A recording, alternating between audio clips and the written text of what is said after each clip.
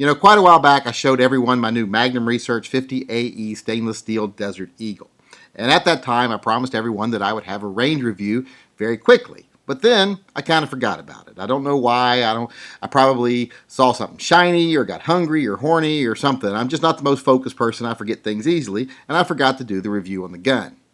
Well, today I decided I was going to go do the review on the gun, but I hit a little bit of a snafu. See, this gun only came with one magazine, and I decided I was going to get another magazine for it. Well, a friend of mine locally had a spare 50 AE magazine from his old Desert Eagle. In fact, I had given it to him after I sold my old Desert Eagle, so I was getting back my own magazine. But he didn't want money for the magazine. What he wanted for the magazine was to trade, so I actually traded him a Pharaoh Lad Legion of Superheroes action figure. Now, that might make me sound a little bit dorky that I actually had a Pharaoh Lad Legion of Superheroes action figure to trade, but that's just not really the case. The real case is I actually had two of them, so I had a spare one to trade. So that doesn't make me dorky, that makes me cool because I'm smart enough to have two. But that aside, I got the magazine and I got it to the range and I started having some problems. The gun was not going into battery. Every time I would shoot it, the gun would not go into battery. Okay, now before I go any further, I want to say one thing. If you're watching my channel to learn good form while shooting or to learn technical skills, you are watching the wrong channel. When I am shooting just regularly, I might worry a little bit more about form, but when I am shooting for video and I'm actually filming it, I shoot for more of a dramatic effect. I want the gun to move more because when I'm filming, I know I'm going to play it back in slow motion, and I want people to be able to feel that power of that gun. I want them to be able to see the motion. I want to be able to see the recoil. So I bend my elbows a little bit, I loosen my grip a little bit, and I let the gun move a little. It's just more dramatic. And anyone that knows me knows I'm going to choose dramatic over tactically accurate any day of the week. Now, one reason I wouldn't be holding this gun very tightly even if I want to are these grips. These are Hogue G10 grips. I believe these are the Piranha texture. And I bought these grips because I usually shoot these big bore guns with a glove. And today I forgot my glove. As you can see, it's got a lot of texture. These grips are very rough, and that makes them perfect for shooting with a glove. Even if your glove is leather and a little bit slick, these will allow you to have a great purchase on your gun. You'll still be able to control your gun well, even with your glove on. But that same texture that makes them work so well with gloves makes them a little bit uncomfortable on your bare hands if you're shooting a big bore gun like this a lot of rounds. In fact, if you're wondering kind of what it feels like, think of dry humping a cheese grater. That's kind of what it feels like. And I got to protect my hands. My hands are my moneymaker. So I don't want to shoot this well, and when I say my hands are my moneymaker, I mean I do these videos and you see my hands. I'm not saying I jerk off truckers for money or something. So like I'm saying, I don't want to shoot these a lot barehanded. So that's one reason I wouldn't be holding it too tightly today.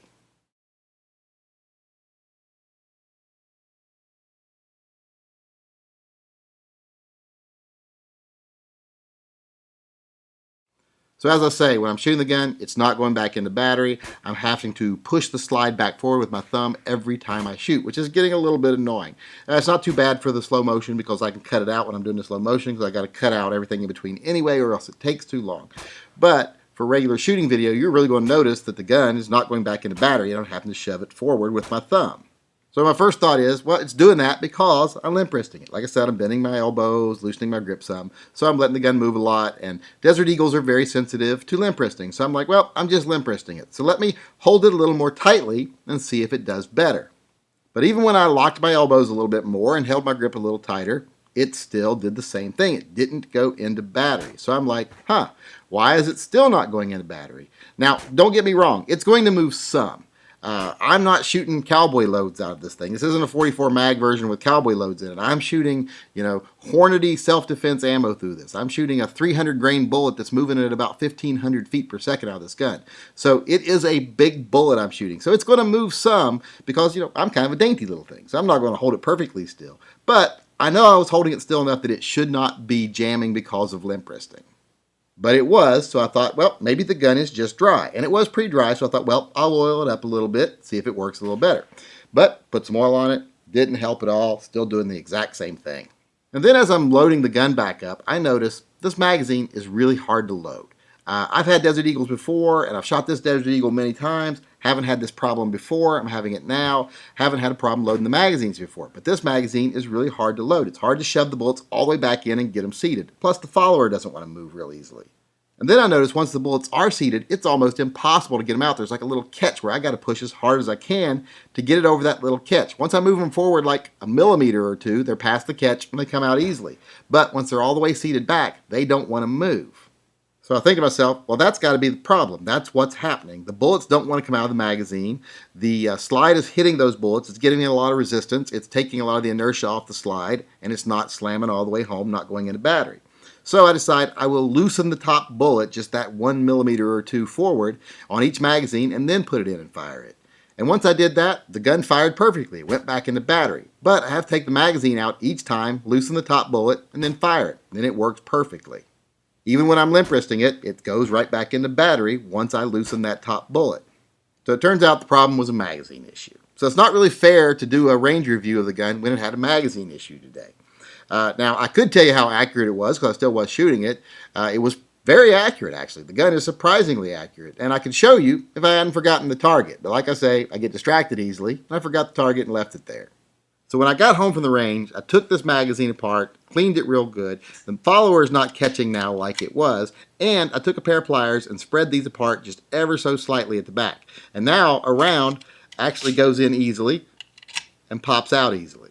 Before I fixed the magazine, I tested it by slingshotting some rounds through it, and it would not go into battery, just slingshotting the rounds. And that is taking limp wristing out of the equation completely. Wouldn't go fully into battery when I was slingshotting it.